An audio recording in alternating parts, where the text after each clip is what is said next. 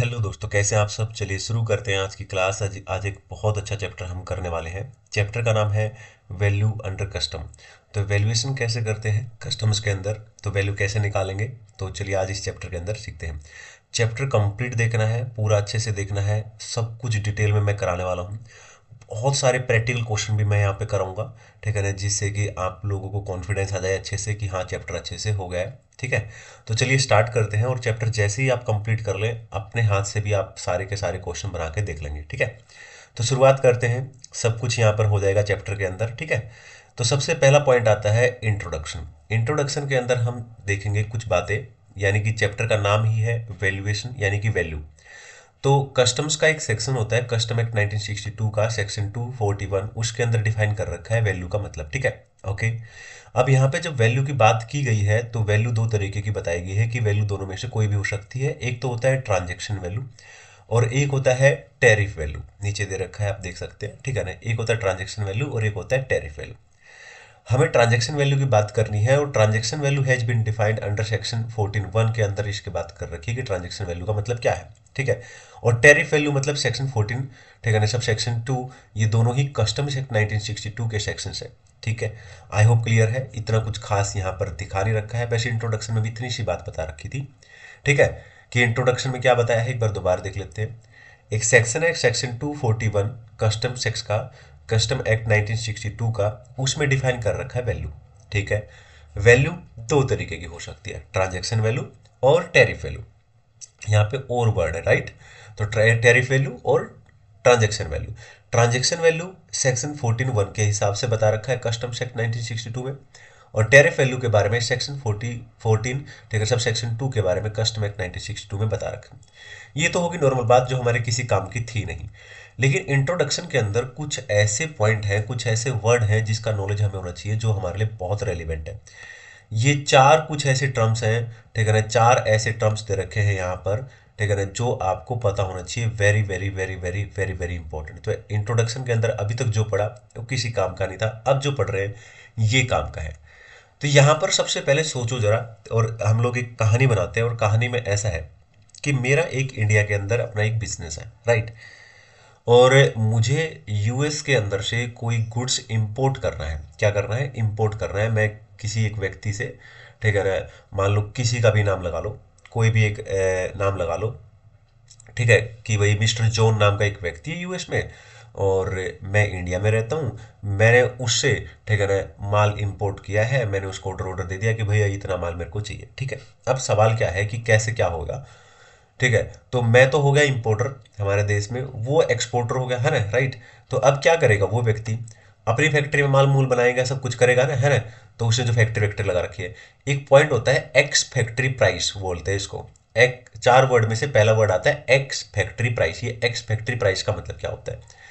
जो mister John है ना, जो यूएस का व्यक्ति है, वो अपनी फैक्ट्री पर, अपनी फैक्ट्री के अंदर, अपनी फैक्ट्री के गेट पर, ठीक है ना, जो गुड्स, ठीक है ना, जो भी गुड्स उसने प्रोड्यूस करा है, मैन्युफैक्चर वगैरह किया है, जो भी है, ठीक है ना, उसका क्या प्राइस है उसके फैक्ट्री के गेट पर। ठीक है ना, अभी मतलब ना तो उसने ऐसा है कि भाई उसको शिप में डाल दिया है या शिप के लिए रवाना हो गया, ऐसा कुछ नहीं। फैक्ट्री के गेट पर माल रखा हुआ है, उस टाइम पर उस गुड्स की क्या कीमत है उसे बोलते हैं एक्स फैक्ट्री प्राइस। इसके अंदर क्या क्या इंक्लूड होता है? ठीक है ना, कॉस्ट ऑफ प्रोडक्शन, ठीक है ना, एंड मैन्युफैक्चर का मार्जिन, ठीक है ना, जो भी मतलब है, ठीक है, और profit without cost of freight for outward delivery. मतलब फ्रेट वगैरह तो अभी कहाँ से होएगा भाई, गेट पे ही पड़ा हुआ है। तो यहाँ पर कुल मिला के एक्स फैक्ट्री प्राइस का मतलब आपको पता लग गया होगा कि मिस्टर जॉन की फैक्ट्री के गेट पर जो प्राइस है गुड्स का, उसे बोलते हैं। आगे चलते हैं, दूसरा जो वर्ड आता है यहाँ पर दोस्तों एक और, इसे बोलते हैं FAS। इसको बोलते हैं फ्री अलोंग साइड। अब ये फ्री अलोंग साइड क्या होता है इसके बारे में हम जानते हैं बिल्कुल आराम से, कोई दिक्कत नहीं। फ्री अलोंग साइड का मतलब होता है कि अब वहां पर फैक्ट्री से निकल गया होगा माल, एक्स फैक्ट्री प्राइस तो खत्म हो गया, वहीं पे जो प्राइस था अब माल निकल गया। ठीक है, चलो अब इमेजिन करो वहां से जो है, ठीक है ना, शिप के लिए किसी पोर्ट वगैरह पे जा रहा है माल, ठीक है ना, जहाज में समुद्र के थ्रू माल लेके आता है ना, जैसे तो शिप के या फिर एयर के वगैरह, है ना, through. Okay, it is the cost. तो फ्री अलोंग साइड क्या होता है? It is the cost at which export goods, ठीक है ना, एक्सपोर्ट गुड्स जो उसके लिए मिस्टर जॉन के लिए export goods are delivered by seller, mister John ने डिलीवर किया है to the port of shipment, ठीक है ना। ऑन बोर्ड नहीं हुआ, ये नोट ऑन बोर्ड लिखा हुआ है यहाँ पे क्लियरली देख लो, but note on board, board नहीं गया अभी उसको, ठीक है ना। पोर्ट ऑफ शिप, पोर्ट जो शिप का पोर्ट है ना वहां पर उसने डिलीवर कर दिया है, ठीक है ना, मिस्टर जॉन ने। उस टाइम पर उसकी कॉस्ट क्या है, उस टाइम पर उसकी कॉस्ट क्या है, उसको बोलते हैं हम लोग क्या, free along side. I hope clear है, ठीक है। अब यहाँ पर इसके अंदर क्या क्या इंक्लूड होता है वो सब चीजें भी बता रखी है। तो एक्स फैक्ट्री प्राइस तो इंक्लूड होएगा ही, राइट, एक्स फैक्ट्री प्राइस तो इसके अंदर इंक्लूड होएगा ही, यानी कि जब माल, ठीक है ना, उसके गेट पर, फैक्ट्री के गेट पर रखा था उसका प्राइस क्या था, वो प्राइस हो गया। फिर वहां से माल निकाला तो लोकल फ्रेट, यानी कि वहां तक शिप तक लाने के लिए जो लोकल फ्रेट लगा है वो, ठीक है ना, और किसी तरीके का लोकल टैक्सेस वगैरह लगा है तो वो भी यहाँ पर इंक्लूड हो जाएगा। आगे चलते हैं। अब यहाँ पर तीसरी चीज, तीसरा वर्ड जो आपको पता होना चाहिए, हालांकि इसको अलग से हम डिस्कस करने वाले हैं डिटेल में, क्योंकि पूरा का पूरा चैप्टर इन्हीं दो चीजों पे होएगा, ठीक है। एक तो होता है free on board, FOB, FOB free on board, और एक आता है सीआईएफ यानी कॉस्ट इंश्योरेंस फ्रेट। ये दोनों के ऊपर ही पूरा चैप्टर रहेगा आपका। लेकिन पहले थोड़ा सा डिस्कस कर लेते हैं। यहाँ पर सबसे पहले बात करेंगे फ्री ऑन बोर्ड का मतलब। देखिए एक्स फैक्ट्री प्राइस का मतलब मैंने बताया था उसके फैक्ट्री के गेट पर, ठीक है ना। और दूसरा हमने पढ़ा था कि फैक्ट्री से निकलने के बाद, ठीक है ना, किसी तरीके का लोकल टैक्स दिया है या वहां तक शिप के अंदर तक, शिप तक, ठीक है ना, शिपमेंट। ऊपर आप अगर ध्यान से देखोगे तो बोर्ड के ऊपर नहीं बोला था इसने, इसने ये बोला था कि note on board, port of shipment, ठीक है ना, सेलर ने, ठीक है ना, जो पोर्ट है ना वहां पे शिपमेंट के लिए माल दिया है, नोट ऑन बोर्ड। अभी उसको बोर्ड नहीं किया है, लेकिन नेक्स्ट में उसको बोर्ड कर दिया गया, तो बोर्ड तक के सारे खर्चे इसमें इंक्लूड हो जाएंगे, ठीक है ना। F O B free on board, इसीलिए इसका नाम है। F O B means stage at which the goods are place on board, यहाँ पे क्लियरली लिख रखा है, बस इतना ही फर्क है। प्लेस ऑन बोर्ड, अब इसको बोर्ड कर दिया गया है जो भी शिप है, ठीक है, वेसल के थ्रू ला रहे तो वेसल शिपमेंट है ना, क्लियर है। अब आगे क्या कहता है ये कहता है इसके अंदर क्या क्या चीजें इंक्लूड होंगी दोस्तों।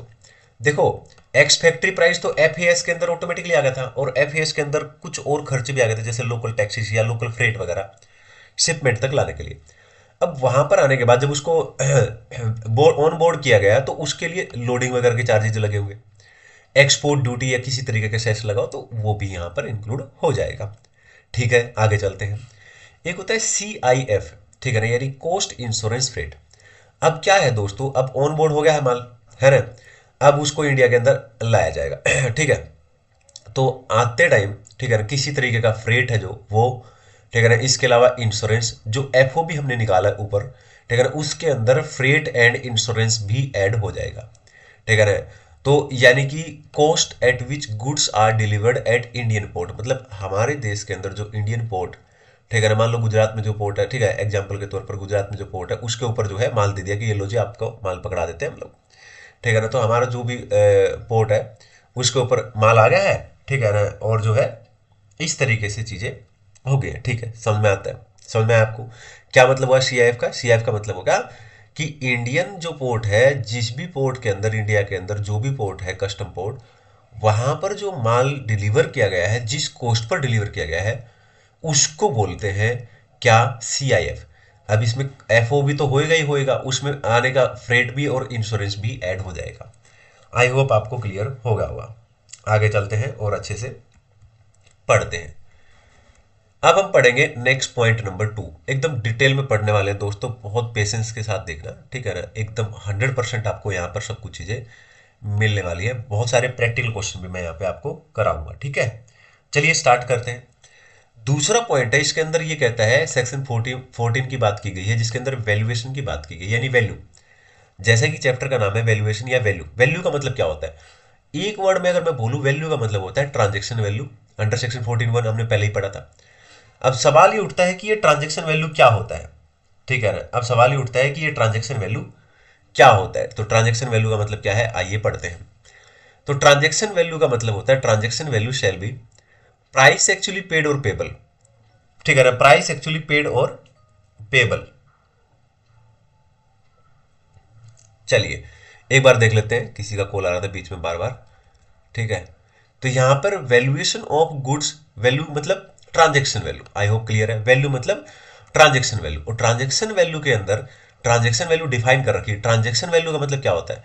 प्राइस एक्चुअली पेड और पेबल, प्राइस एक्चुअली पेड और payable for goods when sold for export to India, price actually paid और payable for delivery at the time and price of importation where buyer and seller are not related and price is the sole consideration. ये define कर रखा है कि transaction value का मतलब क्या है, ठीक है ना। ओके, ध्यान रखने की इतनी ज्यादा जरूरत नहीं है, वो मीनिंग तो पूछ रहे नहीं उनको। अब ट्रांजेक्शन वैल्यू के अंदर हमने जैसा कि बात की है, ठीक है, ट्रांजेक्शन वैल्यू का जो है, ट्रांजेक्शन वैल्यू के अंदर कुछ और चीजें, जो ट्रांजेक्शन वैल्यू होते हैं ना, उसके अंदर कुछ और चीजें ऐड होती हैं। Commission, brokerage, design and engineering charges, royalty fees, cost of transportation, ये सब मैं आगे आपको बताऊंगा जब वैल्यू निकालते हैं हम लोग, ठीक है। ये तो थ्योरेटिकली से समझा रखा है। तो बस यहाँ पर सिर्फ इतना ध्यान रखना है कि वैल्यू मतलब ट्रांजेक्शन वैल्यू, और ट्रांजेक्शन वैल्यू ये डिफाइन कर रखी है। ट्रांजेक्शन वैल्यू में क्या आता है? ये आता है। अब ये ध्यान रखने की इतनी ज्यादा जरूरत है नहीं। प्रैक्टिकल क्वेश्चन में क्या क्या चीजें काम आएंगी मैंने प्रॉपर फॉर्मेट बना के दे रखे हैं, आपको चिंता नहीं करनी आपको। अब ये पॉइंट नंबर 2 के अंदर ये 2 नोट मैंने बना के दे रखे हैं दोस्तों, ये आपके लिए इंपॉर्टेंट है। जब आपका प्रैक्टिकल क्वेश्चन आएगा तो प्रैक्टिकल क्वेश्चन इस चैप्टर के अंदर सारे के सारे क्वेश्चन जो है वो इंपोर्ट के ऊपर दे रखे हैं दोस्तों। आप अगर ध्यान से देखोगे ना, पूरा का पूरा चैप्टर जितने भी प्रैक्टिकल क्वेश्चन दे रखे हैं सारे इंपोर्ट के ऊपर दे रखे हैं। एक्सपोर्ट के ऊपर सिर्फ एक प्रैक्टिकल क्वेश्चन बना रखा है, वो भी मैं आपको करा दूंगा, ठीक है, जिससे कि क्लियरिटी आ जाए। क्योंकि एक ही क्वेश्चन, ऐसा ना हो कि एक ही क्वेश्चन है और वो दे दे वो लोग, है ना।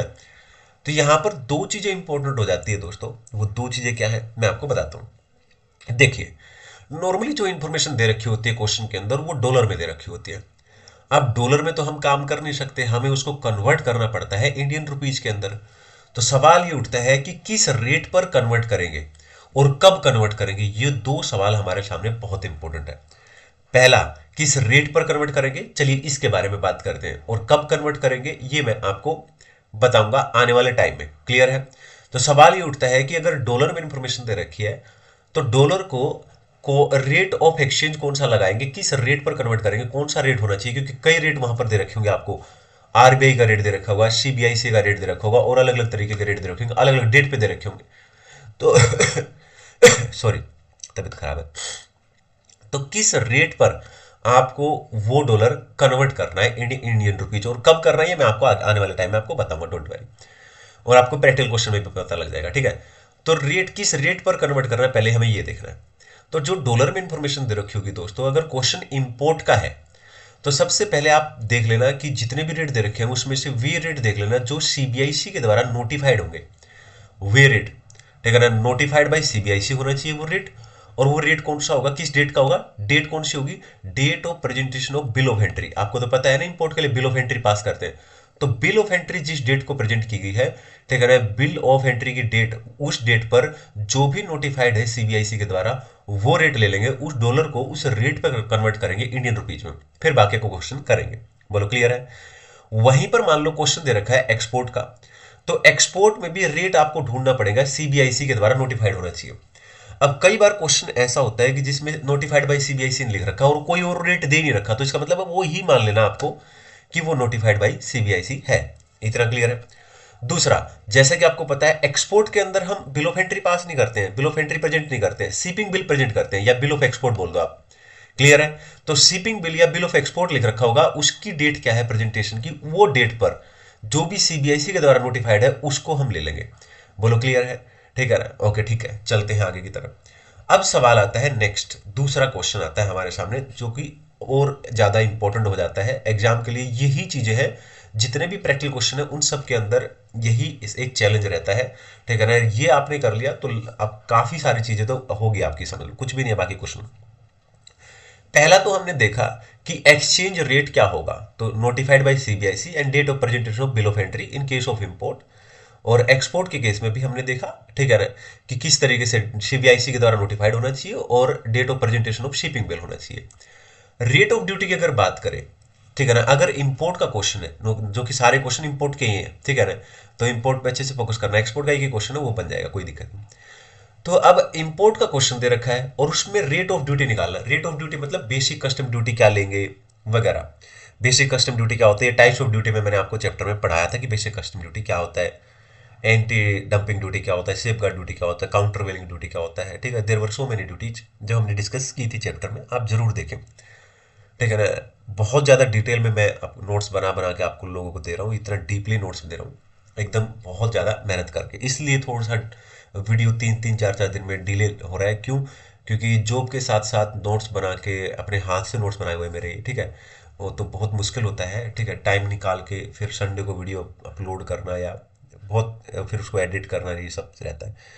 तो रेट ऑफ ड्यूटी का मतलब क्या है? रेट ऑफ ड्यूटी का मतलब है दोस्तों, देखो आपको क्या है, सबसे पहले आप वैल्यू निकाल लोगे, जैसे कि हमने बात की थी वैल्यू। वैल्यू मतलब CIF वैल्यू, जिसे एसेसेबल वैल्यू बोलते हैं हम लोग, वो निकालोगे। अब उसके ऊपर टैक्सेस निकालोगे आप, कई तरीके के टैक्सेस उसमें से, ठीक है ना। एक होता है बेसिक कस्टम ड्यूटी, तो उस बेसिक कस्टम ड्यूटी का रेट कौन सा लेना है, क्योंकि रेट जो है अलग अलग डेट पे दे रखा होगा, हमें कौन सा लेना है। तो देखो दोस्तों, आपको ना एक तो date of presentation of bill of entry दे रखा होगा, मतलब डेट दे रखी होगी बिल ऑफ एंट्री कब प्रेजेंट किया उसकी डेट दे रखी होगी, और दूसरी डेट दे रखी होगी डेट ऑफ एंट्री इनवर्ड, ठीक है, ये दे रखी होगी, दोनों डेट दे रखी होगी। मान लो ये 25 है, ठीक है ना, और ये 30 है, तो दोनों में से लेटर कौन सी हुई, बाद में कौन सी हुई, 30th वाली डेट पे देख लेना बेसिक कस्टम ड्यूटी का क्या रेट है, वो रेट आपको एप्लीकेबल रहेगा, ठीक है ना, प्रैक्टिकल क्वेश्चन के अंदर। बोलो क्लियर है? अब चलते हैं आगे। वहीं पर अगर क्वेश्चन है एक्सपोर्ट का दोस्तों, तो एक्सपोर्ट के केस में रेट ऑफ ड्यूटी क्या लेना है, ये पूरा आप पढ़ लो, ये एज इट इज लिख रखा होगा क्वेश्चन के अंदर, बस आप समझ जाना कि यही है। क्लियर है? Date on which proper officer make a order, तो जिस डेट पर प्रॉपर ऑफिसर ने ऑर्डर पर किया है किसका, परमिट करने का, clearance and loading of goods for exportation is consider, ठीक है ना, यानी कि एक्सपोर्ट करने के लिए, ठीक है, लोड करने के लिए क्लियर कर दिया है, ऑर्डर दे दिया है, परमिट कर दिया ऑर्डर के द्वारा प्रॉपर ऑफिसर ने उस डेट पर, ठीक है ना, जो भी रेट दे रखा हो, ठीक है, ये साथ साथ सीधा सीधा यही लिख रखा होगा और कुछ भी नहीं। क्लियर है? अब चलते हैं आगे की तरफ।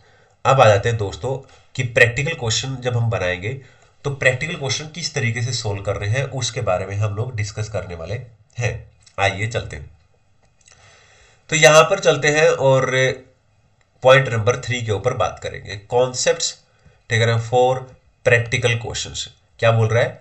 Concepts for practical questions, concept for practical questions, concept for practical questions. इसका मतलब क्या हुआ कि जितने भी प्रैक्टिकल क्वेश्चन हम बनाएंगे दोस्तों, ठीक है ना, अब मैं जो भी आपको डिस्कस करूंगा, जो भी मैं पढ़ाऊंगा इस पॉइंट के अंदर, ये सब कुछ प्रैक्टिकल क्वेश्चन में काम आने वाला है। ये अगर आपको अच्छे से समझ में आ गया तो प्रैक्टिकल क्वेश्चन बहुत जल्दी जल्दी आपके बन जाएंगे। हम बात करेंगे सिर्फ इंपोर्ट की, एक्सपोर्ट की बात नहीं करेंगे। एक्सपोर्ट का एक ही क्वेश्चन है, वो मैं आपको क्वेश्चन ही करा दूंगा। जो भी एक्सपोर्ट के बारे में हमने बात करनी थी वो पहले ही मैंने आपको ऊपर पॉइंट बता दिया, रेट ऑफ एक्सचेंज यानी एक्सचेंज रेट कैसे निकालते हैं, और ठीक है, रेट ऑफ ड्यूटी किस तरीके से, बस वो दो ही चीजें इंपॉर्टेंट थी, बाकी एज इट इज है सब कुछ, ठीक है ना, एक ही क्वेश्चन है, वही करना है हमें। अब मेन बात हमें इंपोर्ट की ही करनी है, किसकी करनी है? इंपोर्ट की। तो चलिए चलते हैं, तो इंपोर्ट के ऊपर बात करते हैं। जैसा कि मैंने बताया था, ठीक है ना, CA फाइनल ब्रो यानी कि मैं, ठीक है ना, US से मैंने कुछ गुड्स इंपोर्ट किया है इंडिया के अंदर। अब इंडिया तक माल लाने के लिए मैंने बहुत सारे खर्चे किए होंगे, बिल्कुल किए होंगे। तो यहां तक मैंने खर्चे किए हैं और भी किसी तरीके की कॉस्ट है जो हमने पढ़ी थी, FAS हो गया, ठीक है, एक्स फैक्ट्री प्राइस हो गया, वो सब कुछ इंक्लूड कर करा के, सब कुछ इंक्लूड कर करा के, ठीक है ना, हमें उसकी वैल्यू निकालनी है।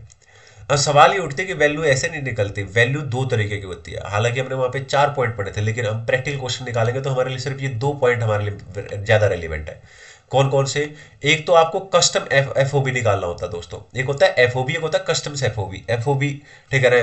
कस्टम्स FOB तो एक तरीके की कॉस्ट होगी, ठीक है ना, और कस्टम्स FOB हो गया उसके अंदर और भी चीजें ऐड करके जो भी एक्स्ट्रा खर्चे होंगे वो मैं भी आपको बताऊंगा, डोंट वेरी, ठीक है ना। FOB के अंदर रूल 10(1) के अंदर बहुत सारे खर्चे होते हैं, वो ऐड करने होते हैं, और जब CIF निकालते हैं तो कस्टम्स FOB में रूल 10(2) के हिसाब से बहुत सारे खर्चे होते हैं, वो इंक्लूड होते करने होते हैं। ये कैसे होते हैं ये मैं आपको बताऊंगा, डोंट वरी। अब यहां पर एक बात ध्यान रखना कि जब कस्टम्स FOB निकालते हैं तो उसमें उससे CIF निकालने के लिए, CIF वैल्यू निकालने के लिए दो चीजें, ठीक है ना, कंपलसरी है, जो इंक्लूड करेंगे ही करेंगे। कौन कौन सी? एक तो होता है फ्रेट और एक होता है इंश्योरेंस। आई होप क्लियर है। एक तो होता है फ्रेट, एक होता है इंश्योरेंस, ये मैंने आपको पहले भी बताया था, लेकिन ये तो आपको ऑलरेडी पता है। लेकिन सवाल ये उठता है कि फ्रेट का कैलकुलेशन कैसे करते हैं और इंश्योरेंस का कैलकुलेशन कैसे करते हैं। देखो फ्रेट के बारे में क्या बोला जाता है, फ्रेट कैसे निकालते हैं दोस्तों, 20% रेट याद रख लेना, 20% of custom FOB, custom FOB का 20% जो होता है वो फ्रेट होता है। लेकिन आपको देखना पड़ेगा कि प्रैक्टिकल क्वेश्चन किसका है, या तो प्रैक्टिकल क्वेश्चन शिप का है या प्रैक्टिकल क्वेश्चन एयर के ऊपर है। अगर प्रैक्टिकल क्वेश्चन शिप का है, वेसल वगैरह दे रखा है, शिप दे रखा है, ठीक है ना, तो शिप का है अगर क्वेश्चन, तो जो गिवन है फ्रेट वही एक्चुअल वाला ले लेना है आपको, ठीक है ना। अगर गिवन नहीं है तो 20% ले लेना है कस्टम एफओबी का। क्लियर है।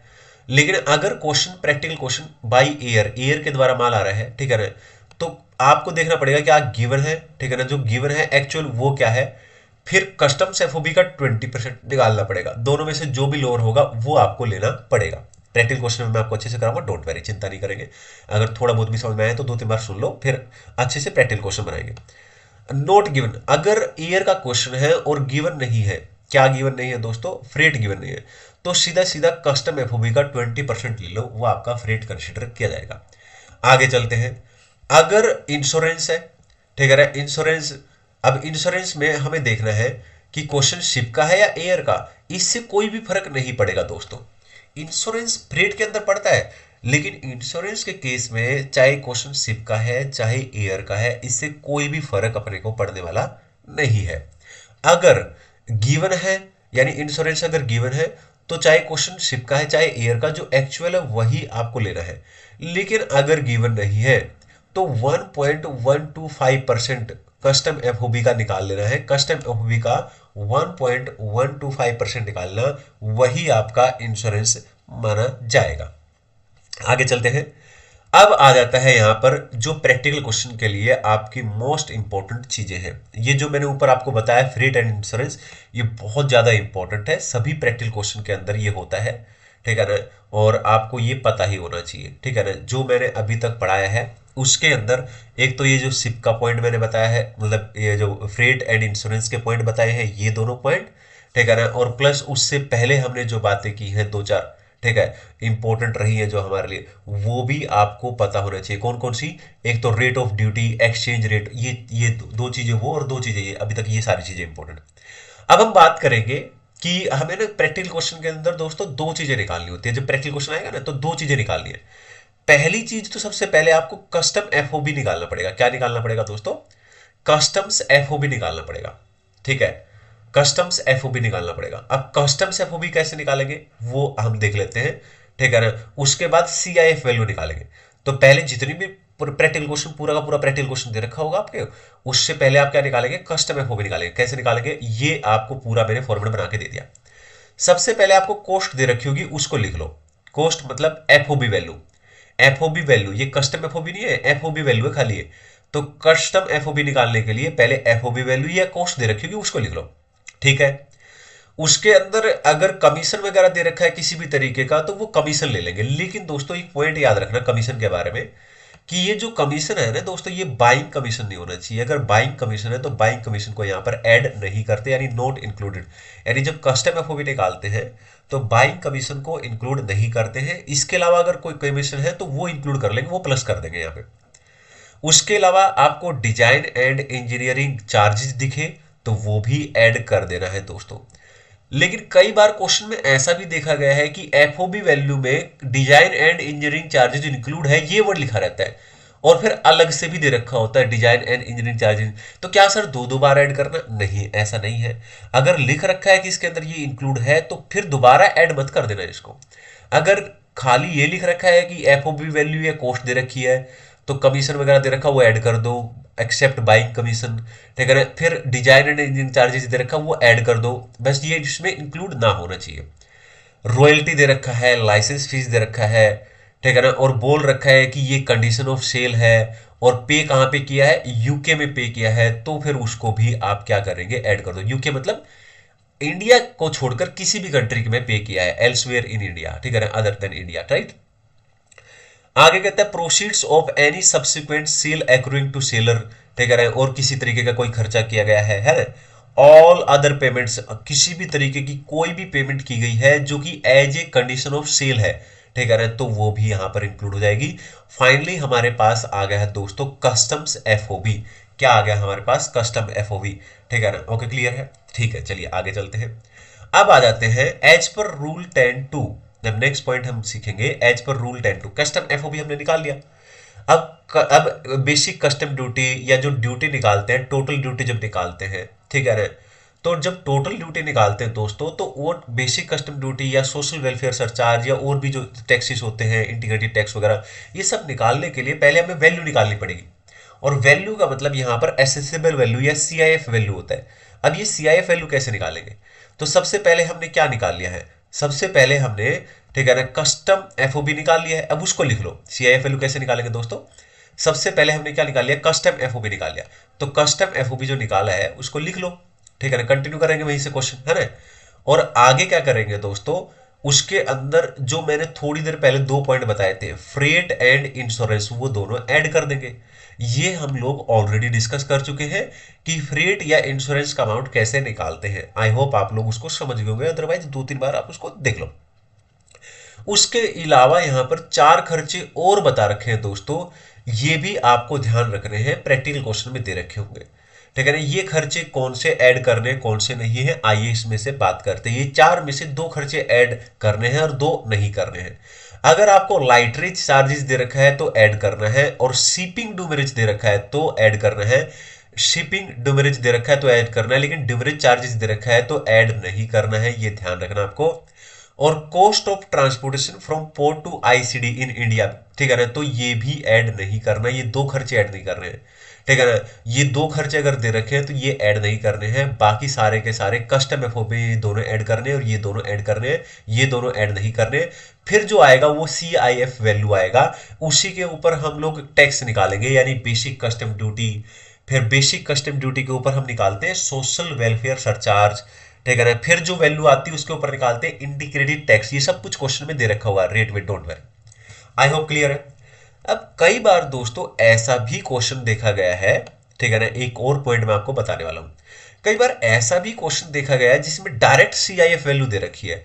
अगर कभी भी किसी भी प्रैक्टिकल क्वेश्चन के अंदर ऐसा दे रखा हो कि डायरेक्ट सीआईएफ वैल्यू दे रखी है, तो आप समझ जाना उस क्वेश्चन पे डाउट करना है, तो आपको पहले क्या करना है, जो सीआईएफ वैल्यू दे रखी है ना दोस्तों, ठीक है ना, उस सीआईएफ वैल्यू को पहले आप लिख लेंगे और उसमें से 2 खर्चे माइनस कर देंगे, फ्रेट एंड इंश्योरेंस, ठीक है ना, फ्रेट एंड इंश्योरेंस। उससे क्या निकल जाएगा, उल्टा कस्टम एफओबी निकल जाएगा। फिर आपको वापस फ्रेट एंड इंश्योरेंस ऐड करना है, ठीक है ना। इंश्योरेंस तो एक्चुअल वाला ही लेते हैं। फिर फ्रेट की कंडीशन आपको चेक करनी पड़ेगी इन केस ऑफ अगर एयर की कंडीशन है तो, राइट। मोस्टली ऐसा एयर के केस में आपको मिलेगा, बाई एयर अगर माल लेके आ रहे हैं तो। ये आपको टॉपिक समझ में आ गया होगा, ठीक है ना। यहां पर जितने भी कॉन्सेप्ट्स थे वो सारे मैंने करा दिए। अब आ जाते हैं कि आपकी मर्जी है कि आप क्वेश्चन प्रैक्टिकल कहां से करना चाहेंगे। लेकिन मैं एक चीज जरूर कहूंगा कि स्टडी मेट के जितने भी क्वेश्चन दे रखे हैं दोस्तों प्रैक्टिकल, वो बिल्कुल नहीं छोड़ के जा रहे हैं आपको, एक एक क्वेश्चन आपको आना ही चाहिए। अब इस चैप्टर की अगर हम बात करें तो बहुत बड़ा चैप्टर है और इसके अंदर बहुत सारे प्रैक्टिकल क्वेश्चन दे रखे हैं, क्योंकि इसका एक क्वेश्चन कंपलसरी एग्जाम के अंदर आता ही आता है। अब यहां पर अगर ध्यान से देखोगे आप, तो इलिस्ट्रेशन के अंदर 15 प्रैक्टिकल क्वेश्चन दे रखे हैं दोस्तों, और टेस्ट योर नॉलेज के अंदर 19 प्रैक्टिकल क्वेश्चन दे रखे हैं। तो इन देखो कितने सारे क्वेश्चन हो गए, टोटल में से काफी सारे प्रैक्टिकल क्वेश्चन मैं अब आपको कराने वाला हूं, ताकि आप जो भी चीजें मैंने आपको समझाई है वो क्लियरिटी आ जाए, ठीक है ना। ऐसा ना लगे कि भाई खाली हमने कॉन्सेप्ट पढ़े और काम चल गया। कॉन्सेप्ट्स का डीपली नॉलेज होना बहुत जरूरी है, ठीक है ना, ताकि प्रैक्टिकल क्वेश्चन किसी भी तरीके का आए तो हम उसको डील कर सकें। लेकिन क्वेश्चन किस तरीके से डील कर रहे हैं, कैसे उसकी प्रेजेंटेशन है, कैसे क्या लिखना होता है, सब चीजें हम करने वाले हैं। और एक और चीज जो मैंने आपको बताई थी कि किस रेट पर कन्वर्ट करते हैं, रेट ऑफ ड्यूटी क्या रहेगी और कब कन्वर्ट करते हैं, तो याद रखना दोस्तों, या तो कस्टम्स एफओबी जब निकालते हैं तब कन्वर्ट करना है, या कस्टम्स एफओबी से पहले जब हमें लगे कि यार अब कोई अमाउंट इंडियन रुपीज में दे रखी है और डॉलर में क्वेश्चन नहीं बन सकता तब कन्वर्ट करना, या सीआईएफ वैल्यू पे कन्वर्ट करना। मोस्टली तो 2 ही जगह पे कन्वर्ट करते हैं, कस्टम्स एफओबी पे और सीआईएफ वैल्यू पर, 2 ही जगह पे करना है। लेकिन जब भी आपको लगे कि इससे आगे क्वेश्चन डॉलर में सॉल्व नहीं हो सकता, इंडियन रुपीज में कन्वर्ट करने की जरूरत है, तो तभी भी आप कन्वर्ट कर सकते हो। तो ये 3 बात। अब स्टार्ट करते हैं इसके प्रैक्टिकल क्वेश्चन। प्रैक्टिकल क्वेश्चन करने वाले हैं, बहुत सारे प्रैक्टिकल क्वेश्चन यहां पर दे रखे हैं आपको। तो सबसे पहले हम क्वेश्चन करेंगे, बिल्कुल बेसिक से चलेंगे, डोंट वेरी। तो सबसे पहले यहां पर एक क्वेश्चन दे रखा है स्टडी मेट का, इलिस्ट्रेशन नंबर 5 का क्वेश्चन। ये क्वेश्चन हम करने वाले हैं, बिल्कुल आप आराम से देखेंगे, क्वेश्चन बहुत आसान होते हैं और आराम से आपसे बन जाएंगे, ठीक है। लेकिन आपको हाथ से भी निकालना है ताकि कॉन्फिडेंस आए। क्वेश्चन पढ़ते हैं दोस्तों। A material was imported by air. पहले बात तो क्वेश्चन हमेशा ध्यान देना है कि क्वेश्चन एयर का है या शिप के द्वारा क्वेश्चन मान लिया गया है, तो यहां पर क्लियरली लिख रखा है एयर का क्वेश्चन है। इससे क्या फर्क पड़ेगा? इससे फर्क पड़ेगा दोस्तों, जब फ्रेट और की हमने बात की थी ना, फ्रेट और इंश्योरेंस वाले पॉइंट की, तो वहां पर फर्क पड़ेगा इसका फ्रेट वाले केस में, राइट। तो यहां पर A material was imported by air, तो एयर का क्वेश्चन है, पहली बात तो यह ध्यान रखना। और आगे कहता है सीआईएफ प्राइस ऑफ $5,000, जैसा कि मैंने आपको बताया था, ठीक है, नॉर्मली डॉलर के अंदर क्वेश्चन दे रखा होगा, लेकिन यहां पर एक गड़बड़ मैंने आपको पहले ही बताया था ऊपर, अगर आपको ध्यान हो कि जब भी सीआईएफ दे रखी है वैल्यू, तो समझ जाना कि बहुत गड़बड़ है, ठीक है ना। तो जैसे ही आपको सीआईएफ दिख जाए तो समझ जाना उसमें से फ्रेट और इंश्योरेंस माइनस करना पड़ेगा पहले। तो चलिए लास्ट का पॉइंट मैंने कराया था ना अभी, तो यहां पर सबसे पहले दोस्तों फ्रेट, ठीक है ना, फ्रेट लिख लेना है आपको। सॉरी, दोबारा एक बार देख लेते हैं। देखो मैं आपको बता देता हूं, कहीं आपकी कंफ्यूजन ना रही, इसलिए एक बार ना मैं आपको बता दूं कि कौन से वाले पॉइंट की बात कर रहा हूं, ठीक है ना। कई बार फिर बाद में पूछते हैं तो दिक्कत होती है। देखो यहां पर मैंने आपको बताया था दोस्तों कि सीआईएफ वैल्यू अगर क्वेश्चन में दे रखी हो ना, तो पहले आपको सीआईएफ वैल्यू लिख लेनी है और बगैर सोचे समझे उसमें से फ्रेट और इंश्योरेंस माइनस कर देना। फिर जो आएगा कस्टम एफओबी आएगा, फिर वापस उसमें फ्रेट और इंश्योरेंस ऐड करना है। तो ये वाला पॉइंट है इस क्वेश्चन के अंदर। आई होप क्लियर हो गया होगा। अब आ जाते हैं वापस क्वेश्चन के ऊपर और क्वेश्चन दोबारा से पढ़ते हैं। तो क्वेश्चन के अंदर कहता है a material was imported by air, ठीक है ना, एयर का क्वेश्चन है। सीआईएफ प्राइस दे रखा है 5,000, तो सबसे पहले सीआईएफ लिख लो 5,000, ठीक है, डॉलर क्लियर है। फ्रेट पेड, ठीक है ना, क्या है फ्रेट पेड, तो फ्रेट माइनस कर दो सीधा सीधा, ठीक है ना, $1,500, ठीक है ना। इंश्योरेंस भी दे रखा है, इंश्योरेंस कितना दे रखा है $500, तो फ्रेट और इंश्योरेंस दोनों माइनस कर दो, आपका 3,000 कस्टम एफओबी आ गया दोस्तों, ये आ गया आपका कस्टम एफओबी $3,000।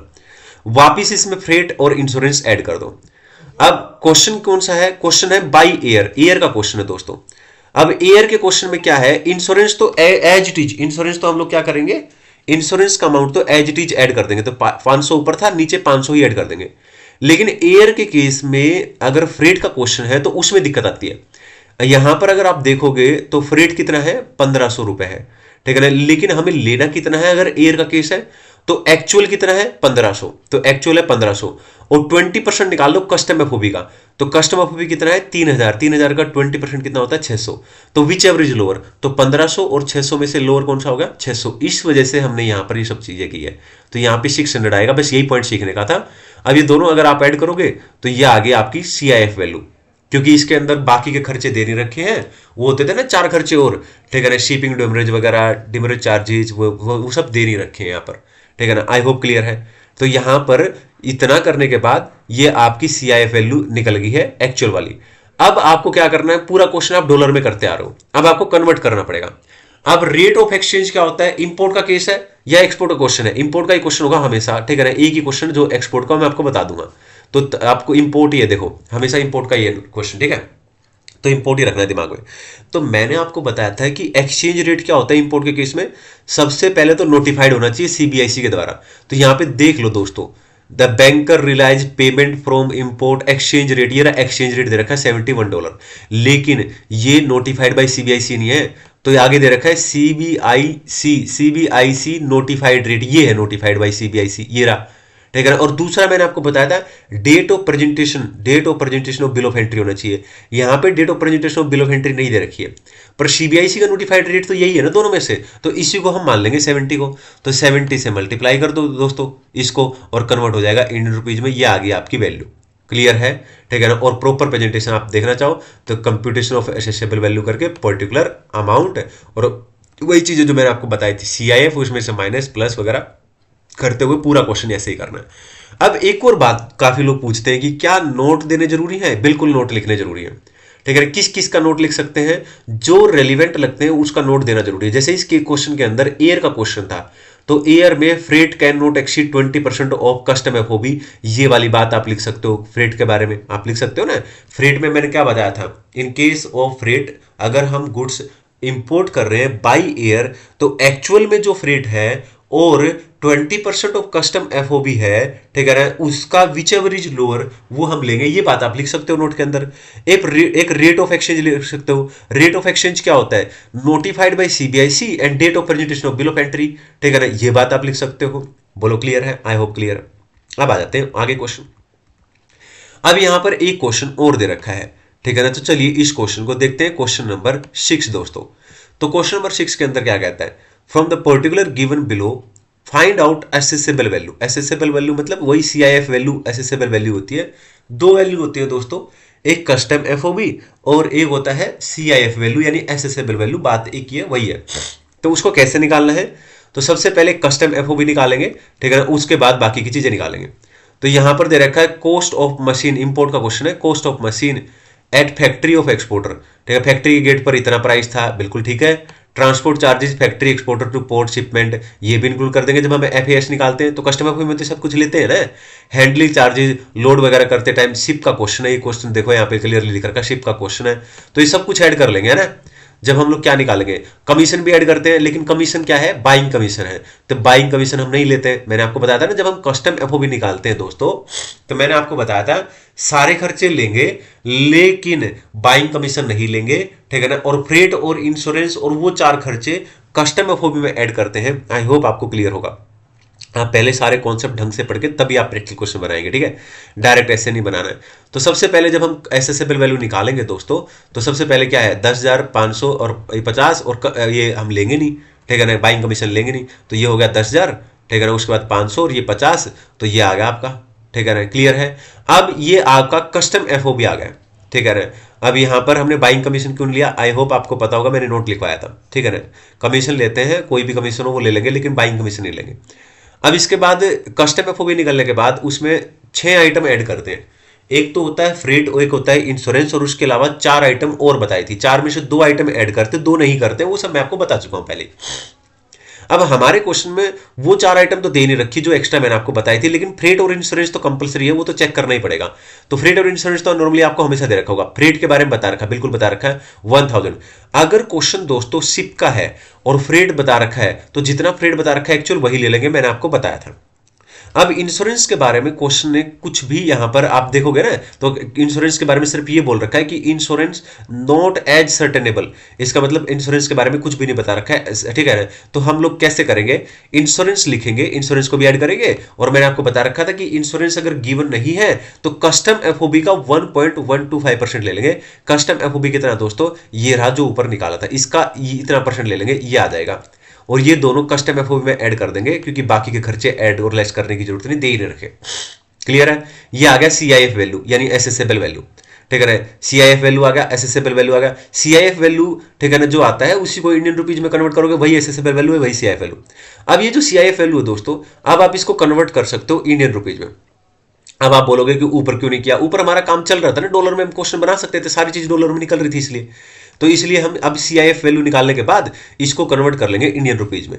तो इंडियन रुपीज में कैसे कन्वर्ट करेंगे, रेट ऑफ एक्सचेंज कौन सा होना चाहिए, रेट ऑफ एक्सचेंज के अंदर इंपोर्ट के क्वेश्चन के अंदर नोटिफाइड बाय CBIC होना चाहिए and date of presentation of bill of entry होना चाहिए। अब यहाँ पे क्वेश्चन में सिर्फ ये लिख रखा है, ये rate of exchange $1 is equal to 70 rupees, और क्वेश्चन में ना नोटिफाइड बता रखा है ना ही ये बता रखा है date of presentation of bill of entry. लेकिन भाई साहब क्वेश्चन के अंदर, पूरे क्वेश्चन के अंदर इसके अलावा और कोई रेट भी नहीं दे रखा है, तो हमारे पास ऑप्शन ही खत्म हो जाता है, हमें यही रेट लेना है, ठीक है ना। तो यही रेट ले लेंगे दोस्तों, इसको 70 से मल्टीप्लाई कर देंगे, जो आए आपने CIF वैल्यू निकाली है, तो इंडियन रुपीज में वैल्यू आ जाएगी, यही एसेसेबल वैल्यू आ गई, यही CIF वैल्यू आ गई।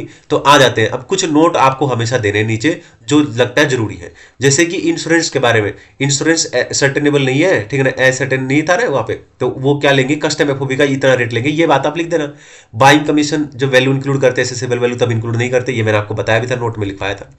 चलिए आगे चलते हैं। अब यहां पे आ जाते हैं, ये क्वेश्चन है, मैंने क्लियरली लिख भी रखा है दोस्तों इसके ऊपर।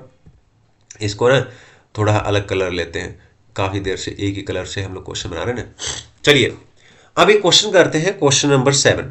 ये क्वेश्चन एक अकेला क्वेश्चन है जो एक्सपोर्ट ड्यूटी का क्वेश्चन यहाँ पे दे रखा है, ठीक है ना। हमसे पूछना ले MCQ में या फिर आ जाए, पता लगे एक ही क्वेश्चन है, ये छोड़ना नहीं है, ये जरूर कर लेना।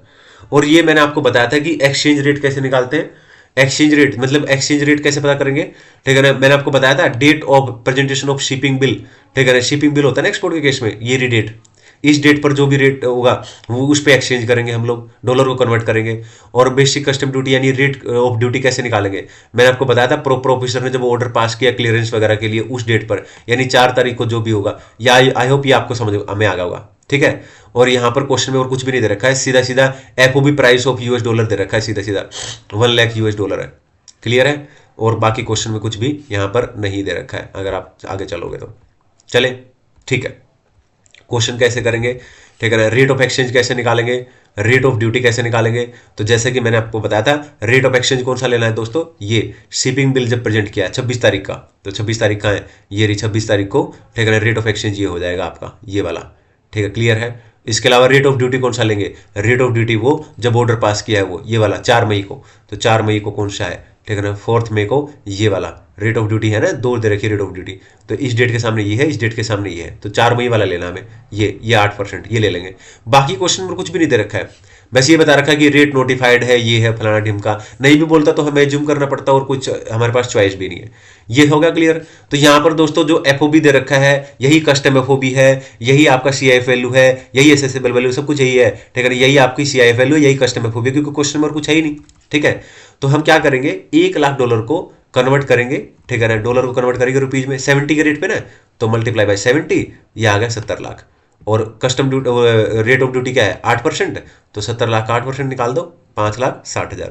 और जो 2 नोट बताए थे ना वो नोट यहाँ पे लिख दो, कौन कौन सा, रेट ऑफ एक्सचेंज का और रेट ऑफ ड्यूटी का, ये दोनों नोट लिख दो यहाँ पे। तो रेट ऑफ एक्सचेंज कौन सा होता है, notified by CBIC, date of presentation of shipping bill, ठीक है ना। रेट ऑफ ड्यूटी कौन सा होता है दोस्तों, date on which proper officer make an order, ठीक है, परमिटिंग क्लियरेंस एंड लोडिंग, वही कॉपी पेस्ट करना वहां से, ठीक है ना। ये मैं ऑलरेडी आपको बता भी चुका हूँ। आगे चलते हैं, ठीक है, और क्वेश्चन बनाएंगे हम लोग। यहाँ पर एक और क्वेश्चन दे रखा है, अब इस क्वेश्चन को बनाते हैं, बहुत अच्छा क्वेश्चन है और ध्यान से देखेंगे।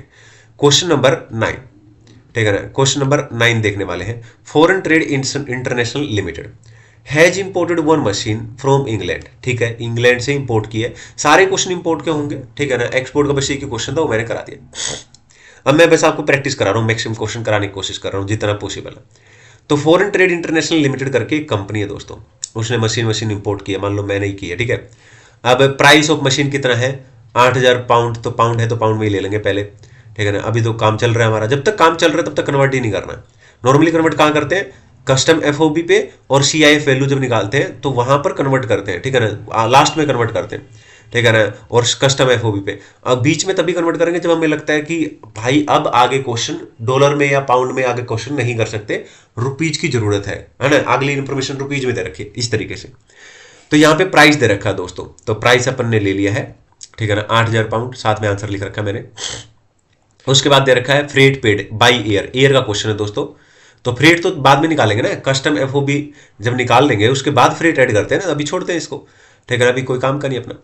डिजाइन एंड डेवलपमेंट चार्जेस, मैंने आपको बताया था कस्टम एफओबी जब निकालते हैं तो डिजाइन या इंजीनियरिंग चार्जेस या डेवलपमेंट चार्जेस वगैरह होते हैं जो अदर कंट्री में, जो यूके में पेड किए, वो ऐड करते हैं। तो चलिए ऐड करते हैं इसको कस्टम एफओबी निकालते टाइम, तो ये भी ऐड कर दिया है यहाँ पे, ठीक है। और आगे चलते हैं, कमीशन लेते हैं दोस्तों, सारे तरीके के कमीशन ले लेंगे, बस बाइंग कमीशन नहीं होना चाहिए, तो बाइंग कमीशन तो है नहीं है, तो ले लेंगे बिल्कुल। ये कितना है, 2% of price of machine, price of machine कितना है दोस्तों 8,000, और 8,000 का, ठीक है ना, 8,000 का 2% निकाल लो, तो ये 8,000 का 2% हो गया 160, तो 160 पाउंड में होगा, बोलो क्लियर है, ठीक है ना। तो 160 पाउंड में हो गया है, और यहाँ पे कहता है in Indian rupees, okay, Indian rupees की बात कर रहा है ये, तो इन इंडियन रुपीज बोला दोस्तों, इसने क्या बोला है, इन इंडियन रुपीज, तो रुपीज में निकालना पड़ेगा। तो रुपीज में कैसे निकालेंगे, ठीक है ना, तो रुपीज में निकालने के लिए हमें क्या करना पड़ेगा, इसको रुपीज में कन्वर्ट करना पड़ेगा, इंडियन रुपीज, ठीक है। कैसे कन्वर्ट करेंगे, वही जैसे कि मैंने आपको बताया था, रेट ऑफ एक्सचेंज ले लेंगे, और रेट ऑफ एक्सचेंज कौन सा लेते हैं, आइए बात करते हैं। यहाँ पे नीचे डिटेल दे रखी होंगी, ये रही। तो date of presentation of bill of entry, date of presentation of bill of entry के अंदर एक्सचेंज रेट जो नोटिफाइड बाय सीबीआईसी होता है दोस्तों, वही लेते हैं, ठीक है ना। वो दे रखा है यहाँ पे नोटिफाइड बाय सीबीआईसी 100, ठीक है ना, पर यूके पाउंड दे रखा है, और date of presentation of bill of entry 24 October है। आई होप क्लियर है, आप समझ गए होंगे। तो यहाँ पर क्या करेंगे आप, 160 इंटू में 100 कर दोगे तो 16,000 यहाँ पे रुपीज में आ गया। अब देखो, अब यहाँ पर दोनों चीजें पाउंड में थी, तो हमने टोटल कर लिया।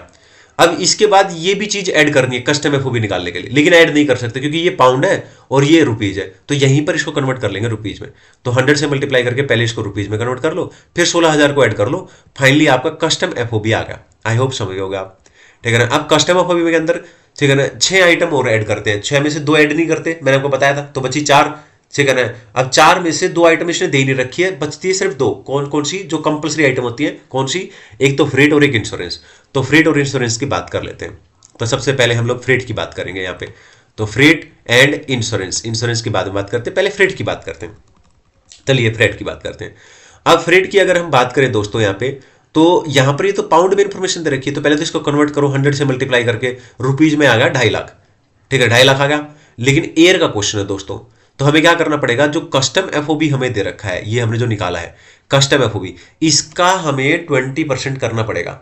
जब हमने इसका 20% किया, 8,66,000 का 20% किया, तो दोस्तों अमाउंट आया 1,73,200, जबकि यहां पर आ रखा 2.5 लाख। विच एवरेज लोअर कौन सा है, 1,73,200, तो ये ले लेंगे हम लोग। आई होप क्लियर है आपको कॉन्सेप्ट। और इंश्योरेंस कितना लेंगे, इंश्योरेंस के बारे में कुछ बता ही नहीं रखा दोस्तों, यहाँ पे मना कर रहा है इंश्योरेंस नॉट अवेलेबल। तो ठीक है, फिर एक काम करेंगे ना, क्या कि जो कस्टम एफओबी निकाला है इसका 1.125% ले लेंगे, यहाँ पे ये आ जाएगा अमाउंट। ठीक है ना, और दोनों को टोटल कर देंगे, क्योंकि बाकी की चीजें दे ही नहीं रखी क्वेश्चन में, तो यही आ गया आपकी सीआईएफ वैल्यू। ठीक है ना, ओके क्लियर है, ओके ठीक है।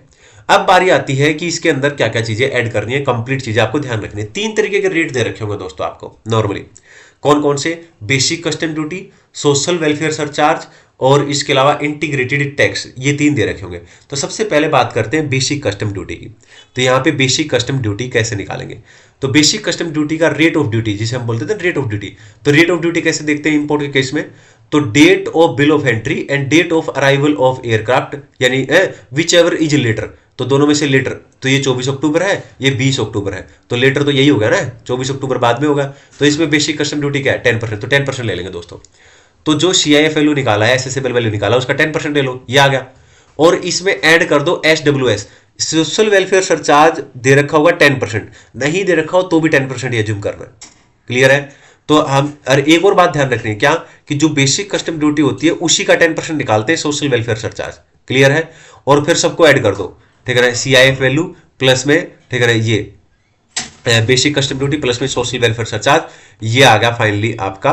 ठीक है ना, ये क्या आ गया, ये टोटल आ गया बिफोर इंटीग्रेटेड टैक्स, सब total before integrated tax. Integrated tax का रेट क्या है, नॉर्मली आपको 12% मिलेगा, तो इसके ऊपर अब 12% निकाल दो, ये आ गया 12%। क्लियर है, अब आपको क्या करना है, ठीक है ना, मैं आपको अलग अलग कलर यूज करता हूं, फिर आपको समझाता हूं। देखो देखो, तो अब आपको क्या करना है दोस्तों, 3 रेट ले लो, बेसिक कस्टम ड्यूटी का रेट ले लो, दूसरा सोशल वेलफेयर सरचार्ज का रेट ले लो, और तीसरा इंटीग्रेटेड टैक्स का ये मतलब अमाउंट ले लो, note rate.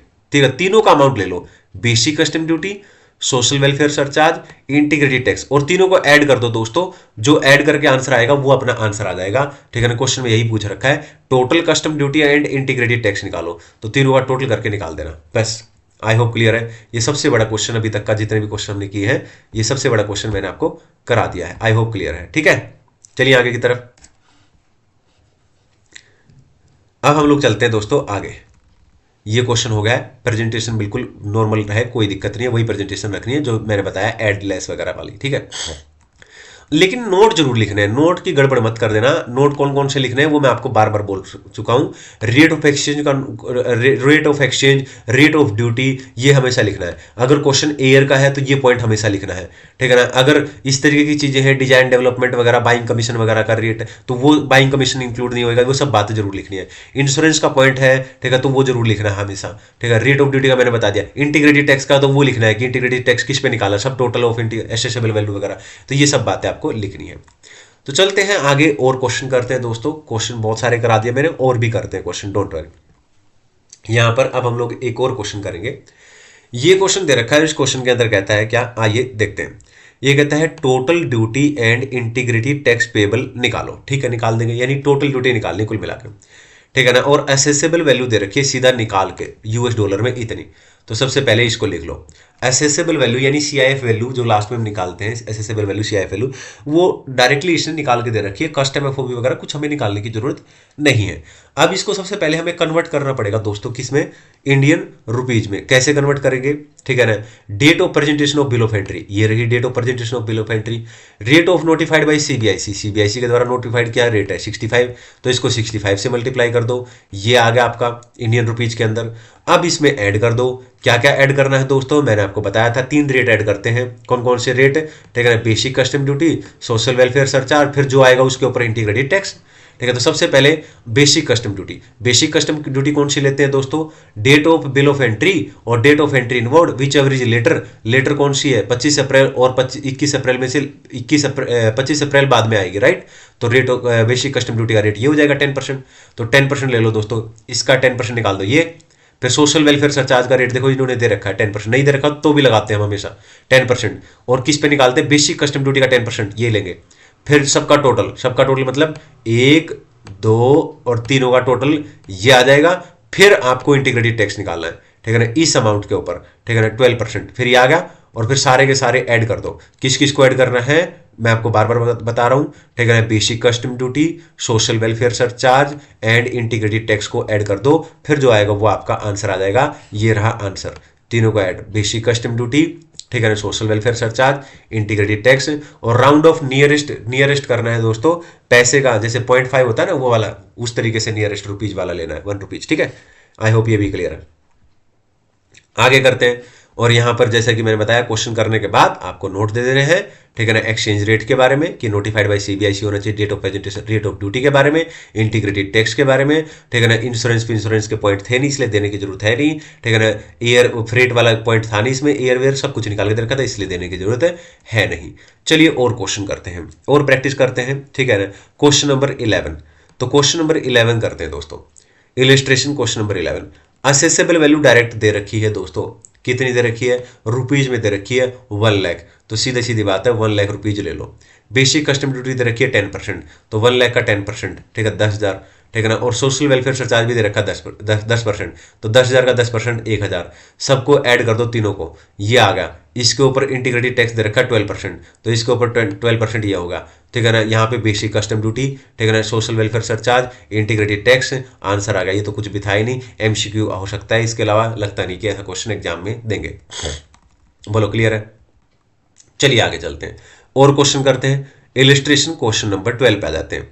Illustration question number 12 में क्या कहता है, ये कहता है calculate total custom duty and integrated tax. एक बार क्लास देख लें कि क्लास चल रही है, रिकॉर्ड हो रही है कि नहीं हो रही है, रिकॉर्ड हो रही है, हाँ रिकॉर्ड हो रही है, चलो क्लास ठीक है। ऐसा ना होना कि इतने सारे प्रैक्टिकल क्वेश्चन करा दिए और पता लगे, एक तो बीमार हूं मैं ऊपर से, मतलब जो है दोबारा पता नहीं रिकॉर्ड हो, इतनी मेहनत की है ना।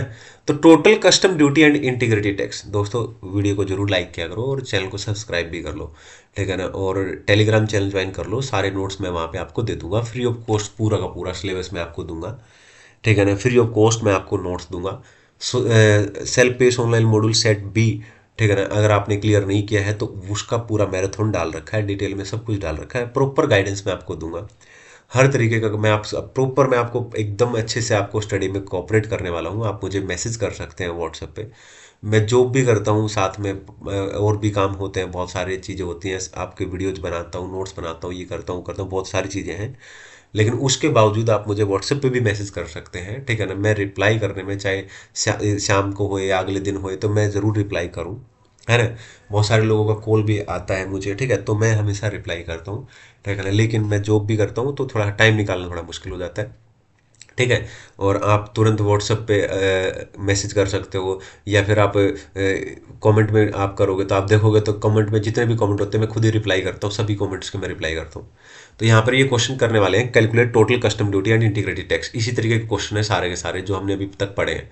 तो इस क्वेश्चन को पढ़ोगे तो date of presentation of bill of entry दे रखी है, date of arrival of aircraft दे रखा है दोस्तों, इंटीग्रेटेड टैक्स का रेट दे रखा है, और CIF वैल्यू यानी असेसेबल वैल्यू इन्होंने खुद ही निकाल के दे रखी है। और मैंने आपको बता रखा था, ठीक है, कि अगर कभी भी, जैसे इसमें क्वेश्चन में फ्रेट भी दे रखा है, इंश्योरेंस भी दे रखा है, और क्वेश्चन है एयर का, तो भाई सीधी सी बात है, डाउट करना है। क्या डाउट करना है, वो ऐसा क्वेश्चन कराया था ना मैंने, CIF वैल्यू लिख लो, उसमें से माइनस कर दो freight and insurance, freight and insurance दोनों माइनस कर दो डॉलर में, है ना। फिर जो आ गया वापस उसमें फ्रेट और क्या इंश्योरेंस ऐड करो, इंश्योरेंस तो एक्चुअल वाला ऐड करना है, और फ्रेट में क्या करना है, फ्रेट में क्या करना दोस्तों, ठीक है ना। फ्रेट कितना है, $500 दे रखा है, लेकिन कस्टम FOB का 20% निकालो, 280 विच एवरेज लोअर, 500 और 280 में से 280। आई होप क्लियर है। फिर निकालो, फिर यह आ गया आपका डॉलर में ही, क्या आ गया, ठीक है ना, पूरा क्वेश्चन डॉलर में ही चल रहा है, CIF वैल्यू निकल गया। ये मैंने ऐसा क्वेश्चन कराया ही था आपको पहले भी, कोई दिक्कत है ही नहीं। फिर कन्वर्ट कर दो, कौन सा rate, date of presentation of bill of entry notified by CBIC, ठीक है ना, ये रहा 70 से मल्टीप्लाई कर दो।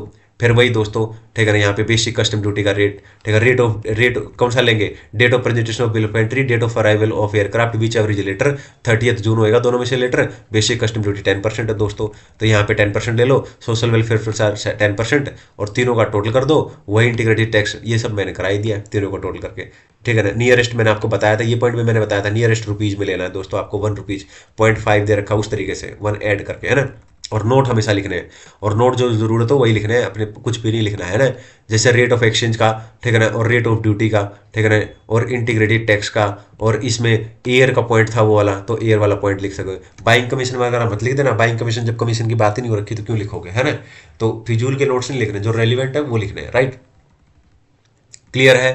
तो यहाँ पे दोस्तों मैंने काफ़ी सारे क्वेश्चंस आपको करा दिए हैं, ठीक है ना। और यहाँ पर आप क्वेश्चन नंबर 13, ठीक है ना, क्वेश्चन नंबर 13 क्या, आप कोई भी क्वेश्चन आप बनाओगे तो आपको दिक्कत होएगी नहीं दोस्तों, ठीक है ना। अब आप ये सारे क्वेश्चन बना सकते हो, कोई दिक्कत नहीं है, ठीक है ना। आप देखोगे तो ये सारे क्वेश्चन आप बना सकते हो, ठीक है ना। और उसके बाद यहाँ पर पीछे 19 क्वेश्चन दे रखे हैं टेस्ट यूर नॉलेज के, टेस्ट यूर नॉलेज के 19 क्वेश्चन दे रखे हैं, ठीक है ना। ये 19 के 19 क्वेश्चन भी आप बनाओगे, ठीक है ना। और यहाँ पर भी सारे के सारे क्वेश्चन हैं, ठीक है ना। फिर भी अगर आपको लगता है कि किसी क्वेश्चन में, देखो मैं आपको क्वेश्चन दिखाऊं, जैसे ये क्वेश्चन है, क्वेश्चन नंबर 4, आप देखोगे तो उसी तरीके का क्वेश्चन है, देखो, ठीक है ना, कि सबसे पहले वो दे रखे थे जो भी, ठीक है, प्राइस दे रखा था, इंजीनियरिंग डिजाइन चार्जेस ऐड कर दो, कस्टमर को भी निकालने वाला पॉइंट याद है, ठीक है, इस तरीके का सब कुछ वही है, ठीक है। लाइसेंस फीस वगैरह मैंने आपको बताया था, कंडीशन ऑफ सेल वाले पॉइंट, ये सब कुछ वहीं पे वही वही पॉइंट दे रखे हैं। ये देखो इसमें वो भी है डिमरेज चार्जेस वगैरह, डिमरेज चार्जेस मैंने आपको बताया था ऐड नहीं करते हैं, ठीक है ना, ओके। ये इस तरीके के क्वेश्चन, चलिए अब आप यहाँ पर देखेंगे तो बहुत सारे क्वेश्चंस दे रखे हैं यहाँ पे जो मैंने कर रखे हैं, ठीक है। तो चलिए अभी इसको हम लोग यहाँ पर है, यहाँ पर ये 19 क्वेश्चन है, और 19 में से मैं अच्छे अच्छे क्वेश्चन बता रहा हूँ आपको। पहले जितने भी क्वेश्चन मैंने बनाए ना, उसके बाद ये क्वेश्चन जरूर सोल्व करना आप लोग। क्वेश्चन नंबर 4, क्वेश्चन नंबर 7 बनाओगे, क्वेश्चन नंबर 7 तो तुरंत बन जाएगा, छोटा सा क्वेश्चन है, ठीक है ना। देखो जगत कॉर्पोरेशन लिमिटेड फ्रॉम यूएस वगैरह से इंपोर्ट वगैरह कर रहे हैं, कुछ रेट दे रखे हैं यहाँ पे, और सीआईएफ वैल्यू डायरेक्ट दे रखा है। अभी इसमें ना फ्रेट एंड इंश्योरेंस दे रखा, तो आप कभी ये सोचो कि सीआईएफ वैल्यू दे रखी है, आप बोलो कि आपने बोला था कि डाउट करना है, माइनस करेंगे इसमें से फ्रेट और इंश्योरेंस, फ्रेट और इंश्योरेंस क्वेश्चन में है ही नहीं, कहाँ से माइनस करेंगे, राइट, इसलिए माइनस करने की जरूरत ही नहीं है। तो सीधा सीधा इसको कन्वर्ट कर दो इंडियन रुपीज़ में, वही सीबीआईसी का नोटिफाइड रेट ले लो, ठीक है ना, कन्वर्ट करके वही, ठीक है ना। देखो क्या दे रखा है, basic custom duty, social welfare surcharge, integrated tax, वही सब कुछ दे रखा है दोस्तों। नीचे आ जाओ, नीचे ये क्वेश्चन दे रखा है, ठीक है ना, ये क्वेश्चन दे रखा है, ठीक है। इस क्वेश्चन को पढ़ लो, इस क्वेश्चन को आप पढ़ो, ABC लिमिटेड, ठीक है ना, बाई ईयर का क्वेश्चन है, सीआईए प्राइस दे रखा है, डाउट करो क्योंकि इसमें फ्रेट और इंश्योरेंस का अमाउंट दे रखा है, तो वही करना है, पहले सीआईए वैल्यू ले लो, फ्रेट एंड इंश्योरेंस माइनस कर दो, फिर कस्टम एफओबी आ गया, उसमें फ्रेट एंड इंश्योरेंस वापस ऐड करो, वही 20% वाली कंडीशन ध्यान रखना फ्रेट में, ठीक है ना। और फिर उसको एट द एंड आप क्या है कन्वर्ट करो उसको, ठीक है ना। और इसमें ये पॉइंट ध्यान रखना दोस्तों कि ABC industries expand 56,000 in India for certain development activities with respect to imported equipment, इसको हम लोग इंक्लूड नहीं करते हैं जब वैल्यू निकालते हैं, बस ध्यान रखना, ठीक है ना। और यहाँ पर वही नोटिफाइड बाई सीबीआईसी का जो रेट है ना, ठीक है ना, जो कि यहाँ पे 70 दे रखा है, इससे मल्टीप्लाई कर दो, वैल्यू आ गई, वही आपको बेसिक कस्टम ड्यूटी है ना, और सोशल वेलफेयर सरचार्ज, और फिर वही इंटीग्रेटेड टैक्स वगैरह। बिल्कुल सारे के सारे क्वेश्चंस वैसे से ही है, कुछ भी नहीं है, ठीक है। आप बिल्कुल एकदम अच्छे से पहले कॉन्सेप्ट पढ़ लो, क्वेश्चन नंबर 9 बना लेना, ठीक है ना, मैंने साथ में सोल्व भी करके दे रखा, डोंट वेरी, ठीक है ना, अगर किसी में भी दिक्कत आती है तो, ठीक है ना। क्वेश्चन नंबर 9, क्वेश्चन नंबर 16 बना लेना, ठीक है ना, क्वेश्चन नंबर 16 बना लेना, ठीक है ना। और क्वेश्चन नंबर 19 को मार्क कर लो, क्वेश्चन नंबर 19 अलग क्वेश्चन है, ठीक है ना, एकदम बिल्कुल सबसे अलग क्वेश्चन है, तो क्वेश्चन नंबर ये 19 बहुत ज़्यादा इंपॉर्टेंट है, ठीक है ना। फिर भी 19 में दिक्कत आए तो आप मेरा पुराना वीडियो देख सकते हो, उसमें मैंने क्वेश्चन नंबर 19 सोल्व करवा रखा है, ठीक है, क्लियर है। और ये वाला क्वेश्चन बहुत इंपॉर्टेंट है दोस्तों, ये वाला क्वेश्चन बहुत बहुत बहुत बहुत ज़्यादा इंपॉर्टेंट क्वेश्चन है, ठीक है ना। और इसमें आपको ध्यान रखना है कि ये क्वेश्चन आपको कैसे करना है, ठीक है। तो ये क्वेश्चन आपको बहुत अच्छे से करना है, मैं करा देता हूँ क्योंकि ना कई लोगों को इस क्वेश्चन में दिक्कत आती है, ठीक है। तो इस क्वेश्चन को मैं सोल्व करा रहा हूँ, ठीक है, इस क्वेश्चन को सोल्व करा रहा हूँ क्योंकि ये क्वेश्चन है ना MTP में दे रखा था और पिछली बार एग्जाम में आया नहीं था, तो MTP नवंबर 24 में दे रखा था ये क्वेश्चन, सिमिलर क्वेश्चन ऐसा ही, ठीक है ना। और इसको बोलते हैं कॉस्ट बेसिस, कॉन्सेप्ट है कॉस्ट बेसिस, ठीक है ना, उसके बेसिस पर लास्ट डे रिवीजन जरूर करना है इस क्वेश्चन को। तो चलिए मैं इस क्वेश्चन को सोल्व करा देता हूँ। तो यहाँ पर क्या है, एक product Z was imported by air का क्वेश्चन है, ठीक है ना। और क्वेश्चन के अंदर क्या दे रखा है, price of Z at factory, तो जेड है ना जो, ठीक है ना, जिससे मैं माल मंगा रहा हूँ यूएस से एग्जाम्पल के तौर पर, ठीक है ना, उसकी फैक्ट्री पर क्या प्राइस है 8,500, ठीक है, तो पहले हम 8,500 ले लेंगे, ठीक है ना। फ्रेट फ्रॉम फैक्ट्री, ठीक है ना, of exporter to load airport, वहां तक एयरपोर्ट तक एक्सपोर्टर की कंट्री में, वो प्राइस भी ले लेंगे 250, वो इंक्लूड कर लेंगे, ऐड कर देंगे। Loading and handling charges at load airport, वहां पे ले लेंगे 250, ये भी ले लेंगे, और इन सब का ऐड कर देंगे, कितना आ जाएगा, $9,000 आ जाएगा, ठीक है, $9,000 आएगा, ठीक है। अब आगे दे रखा है फ्रेट, ठीक है ना, फ्रेट कितना दे रखा है 4,500, और इंश्योरेंस कितना दे रखा है 2,000 दे रखा है, तो इंश्योरेंस, इसमें इंश्योरेंस ऐड कर देंगे एक्चुअल वाला, ठीक है ना, क्लियर है। और फ्रेट के मामले में क्या करेंगे, फ्रेट वही एयर का क्वेश्चन है, तो इसका 20% कितना होता है, 9,000 का 20% कितना होता है 1,800, वो ले लेंगे 1,800, क्लियर है। लेकिन अब इसमें अगर आप ध्यान से देखोगे तो इसमें ना ये ऐड मत कर देना आप, ठीक है ना, 9,000 में ये दोनों ऐड मत कर देना, इस क्वेश्चन के अंदर ये कॉस्ट ऑफ कॉन्सेप्ट वाला क्वेश्चन है, 8,500 में ये दोनों ऐड करने, 8,500 में ये दोनों ऐड करने, तो 8,000 दो 10,000, 10 और 2 12,000, 12,300 हो जाएंगे, 12,300 होगा, क्लियर है। फिर उसको मल्टीप्लाई कर देना रेट से, रेट कौन सा लेंगे, एक्सचेंज रेट कौन सा होगा, date of presentation of bill of entry, ठीक है ना, तो date of presentation of bill of entry देख लो कौन सी है, ठीक है ना, ये रहा, bill of entry for home consumption was presented 20 अगस्त, तो 20 अगस्त को, ठीक है ना, 20 अगस्त को नोटिफाइड रेट दे रखा होगा यहाँ पे कहीं, ये रहा, ठीक है ना, एक्सचेंज रेट नोटिफाइड 20 अगस्त को 70, ठीक है ना, पर डॉलर, ठीक है ना, ऊपर लिख रखा है ना 20 अगस्त, तो मल्टीप्लाई कर दो, बाकी तो वही है, ठीक है ना। बेसिक कस्टम ड्यूटी का रेट ले लेना, विच एवर रेजिलेटर कौन सा है दोस्तों, 20 अगस्त 22 अगस्त में से 22 अगस्त, और बेसिक कस्टम ड्यूटी का है ये, ठीक है ना, बेसिक कस्टम ड्यूटी 10% हो जाएगा, ठीक है ना। सोशल वेलफेयर सरचार्ज ना बोल रखा हो तो भी 10%, अदरवाइज 10% ही दे रखा होता है, फिर तीनों का टोटल करके वही 12%, बाकी तो क्वेश्चन वही है नॉर्मल, ठीक है ना। ये बात ध्यान रखना, ये क्वेश्चन बहुत अच्छा क्वेश्चन है, ठीक है ना, ये बना लेना, और ये क्वेश्चन नंबर 19 में बनाना दोस्तों, बहुत अच्छा क्वेश्चन है, ठीक है। तो कुछ भी इसमें नहीं है ऐसा क्वेश्चन उसमें कि आपको ज़्यादा दिक्कत आए, ठीक है। आई होप क्लियर है, बहुत मेहनत से आज ये चैप्टर आपको कराया है, ठीक है। अगर आपने ये सारे क्वेश्चन 2-3 बार वीडियो देख के अच्छे से, और कॉन्सेप्ट अच्छे से, कॉन्सेप्ट्स की क्लियरिटी और ग्रिप बना लिया आपने अच्छे से, और सारे क्वेश्चन सोल्व कर लिए, ठीक है ना, जितने भी स्टडी मेट में क्वेश्चन दे रखे हैं, तो मुझे नहीं लगता कि कोई भी आपको दिक्कत होगी, ठीक है। ओके, हाँ, चाहो तो आप कोई भी बुक खरीद सकते हो, कंपाइलर खरीद सकते हो, उस कंपाइलर के सारे क्वेश्चन बना लो, सब निकलेंगे आपसे, कोई दिक्कत नहीं है, ठीक है। एक आधे क्वेश्चन में डेफिनेटली डाउट आएगा ही आएगा, ठीक है ना, क्योंकि फर्स्ट टाइम करेंगे, धीरे धीरे फिर सेकंड टाइम, 2-3 रिवीजन में आपको क्लियरिटी एकदम 100% हो जाएगी। वीडियो को लाइक करो, चैनल को सब्सक्राइब करो दोस्तों, टेलीग्राम चैनल ज्वाइन कर लो, ये पीडीएफ मैं वहाँ पे आपको शेयर कर दूंगा। चलो, थैंक यू।